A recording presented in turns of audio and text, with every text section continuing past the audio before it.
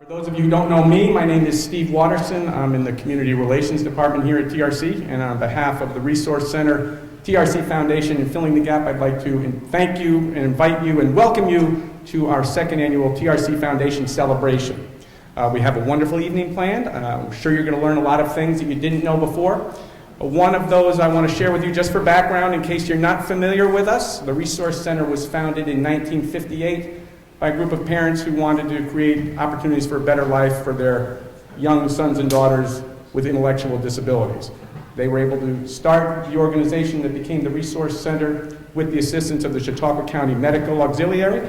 Over the years, we have really grown and expanded to the point we now provide services to well over 1,000 people with disabilities in Chautauqua County, as well as providing a number of health services, counseling services to anybody in the community. And we also do a lot of manufacturing and subcontracting work for both local businesses and the federal government.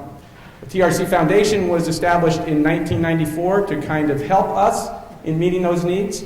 And that's why you're all here tonight, to kind of celebrate the successes of TRC Foundation. And we welcome you, so thanks for coming. Final financial contributor that we're recognizing this evening, Mr. Greg Peterson.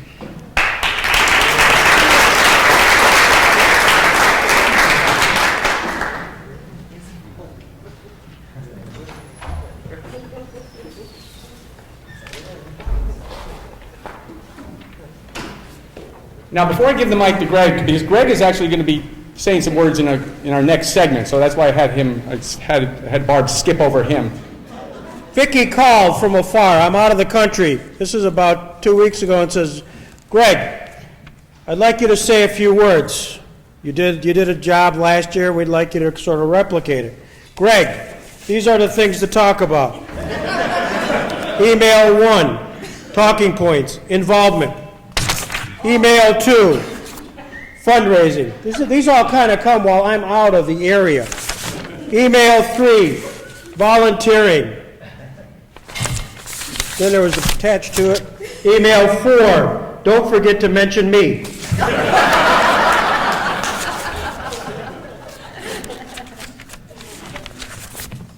I'm absolutely thrilled to pause and reflect, because I can say an awful lot of things here about an awful lot of people as I look around this crowd, because I go back a long way.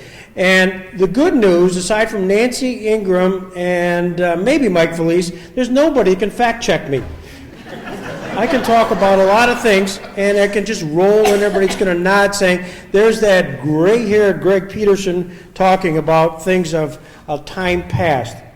Paul mentioned the fact that one of the things I've been enjoying doing is interviewing folks with an eye towards not losing that memory, that corporate memory. Everybody's got a story. You heard many of them tonight. And I would hope that that's one of the programs that you start and maybe continue to do, is to interview those who were part of this long and vast history. And if somebody were to interview me, it would probably go something like this. Greg, when did you get involved? Well, I got involved around 1977. Who got you involved? Sherry Cadwell. Why? Because Sherry, who was one of the founding attorneys here, thought it'd be good to have some young buck try to keep pace with Mike Raymond. I can pause on that one.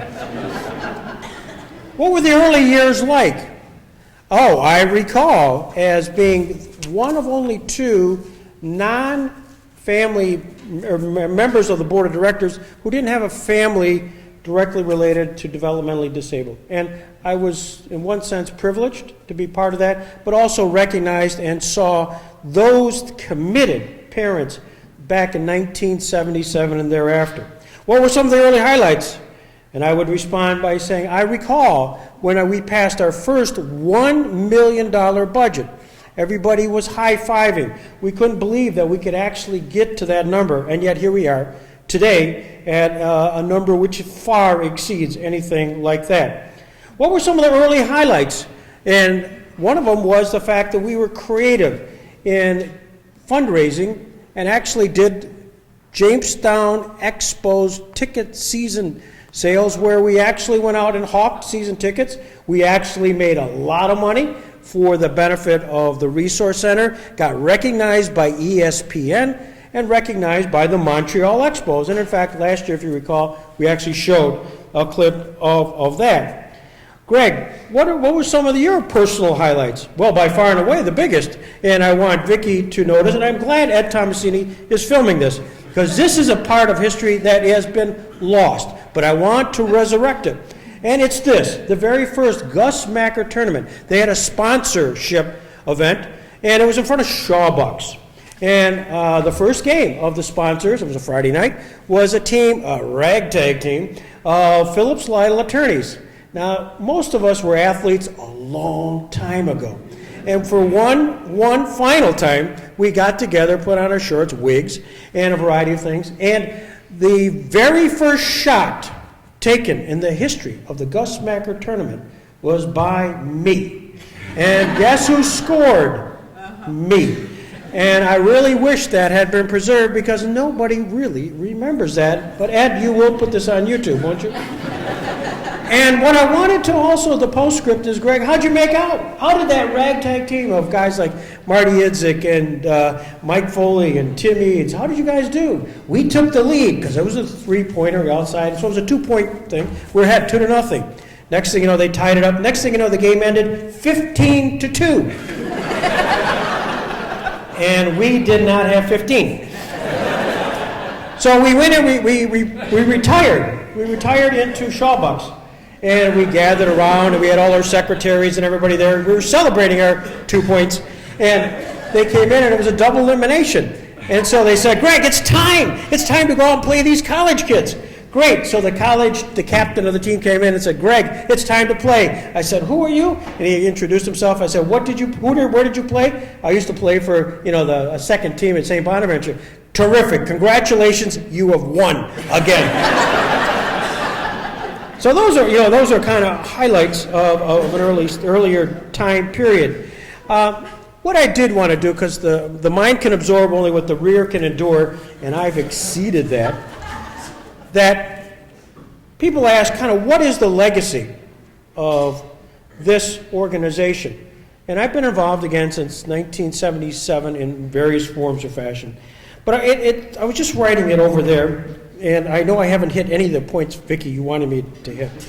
But this struck me. And when we got started back in 1977, I think it was safe to say the Resource Center, dealing with the development of the disabled, which is the more politically correct term today, but they had a different term back then. That we, as an organization, were unknown, unwanted, as if we were unwashed. Today, reflecting on the 7 years that I've been involved, we are known as being wanted, we're known, and we are washed and desired. And the Resource Center, the TRC Foundation, which is one of the supporting elements, is an organization which makes sure that we are desired in the community. Whether it's the Manufacturers Association, the Chambers of Commerce, the foundations, all of them support. And it's the reason why it's gone from unknown, unwanted, as if unwashed, to known, wanted, and washed, is really what the folks that are in this crowd here. The employees, the clients who work so hard, it's the volunteers, it is the donors. It is really something extraordinary to have seen this metamorphosis that has occurred during this period of time, and everybody here should pause and reflect. And I'm going to ask you to give yourself a hand because you deserve it. So give yourself a hand. Thank you. Thanks, Greg. Thank you, sir. Isn't he wonderful?